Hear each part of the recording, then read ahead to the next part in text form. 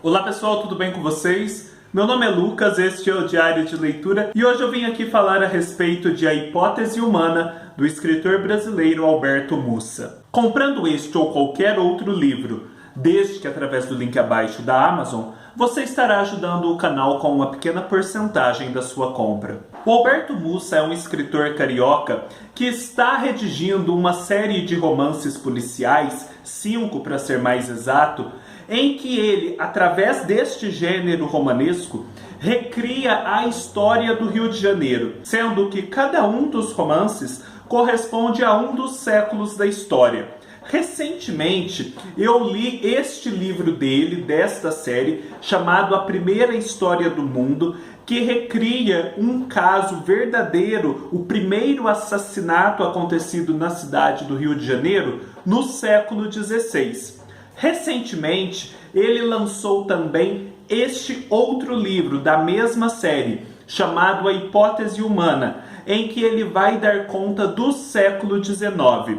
O Alberto Mussa se vale de vários mitos locais, sejam relativos aos indígenas, sejam relativos aos povos negros ou à miscigenação que houve entre todos os povos e que criou mitos próprios, e também se vale de fatos reais para contar uma história policial e a partir daí nos dar um panorama daquele século no Rio de Janeiro, de vários costumes e também, por que não, de como aquela sociedade foi se formando e de como aqueles hábitos, aquelas crenças se refletem ainda hoje em dia, produzem efeitos. Em A Hipótese Humana, nós temos Domitila, que é a filha casada de um senhor de escravos, um homem bem-sucedido, se não me engano até um coronel, que vive uma situação um pouco peculiar, pois ela participava de vários saraus que a sua mãe promovia, mas aos olhos do seu pai ela estava se envolvendo de modo indevido com alguns rapazes.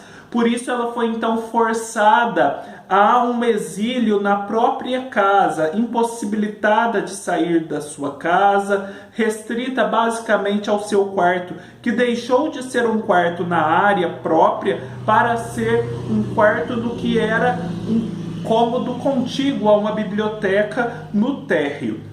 E essa Domitila chega um dia que ela morre. Nós sabemos que ela morre após cometer um adultério contra o seu marido. E assim, nós não sabemos a princípio exatamente quem estava com ela. E depois não sabemos também quem a matou. Se foi a mesma pessoa que estava com ela ou outra pessoa. Sabemos, no entanto, que o pai dela, que estava fora numa viagem, chega de repente, ouve barulhos estranhos vindos do seu quarto, entra, dá alguns tiros e, enfim, no outro dia se anuncia que Domitila está morta. E para investigar este caso, é contratado um seu primo, chamado Tito Gualberto. Tito Gualberto é um membro da família que era muito próximo, mas que por seu envolvimento emocional com Domitila, acabou sendo afastado pelo pai. O Tito foi mandado a princípio para um seminário, queriam que ele se tornasse padre, mas isso não deu muito certo. Mas, estando no seminário, ele acabou adquirindo conhecimentos de latim e passou então a dar aulas dessa disciplina. Porém, os conhecimentos e as habilidades do Tito Gualberto não se resumem ao latim. Ele também se integrou a uma comunidade, poderíamos dizer, de capoeiras, que eram associações de negros que preservavam vários traços da sua cultura africana e que praticavam a capoeira, e não de uma forma recreativa, como é hoje em dia, mas em lutas que poderiam levar até a morte do oponente. Então o Tito é um professor de latim, um capoeira, e por ser um capoeira, o seu tio deu a ele uma nova oportunidade, uma oportunidade de ser um investigador freelancer para a polícia local. Ele então trabalha a paisana e investiga casos para a polícia que talvez os investigadores oficiais não tenham dado conta. Então, reunindo todas essas habilidades, o Tito Gualberto passa a investigar a morte de Domitila.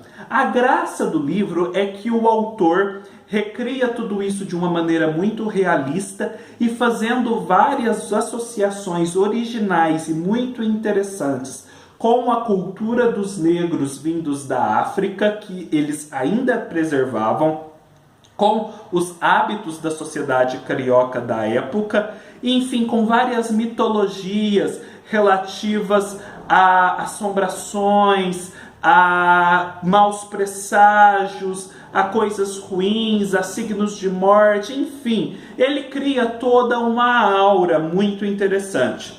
Eu gostei deste livro, é um bom livro, porém, talvez eu não o tenha lido no momento adequado.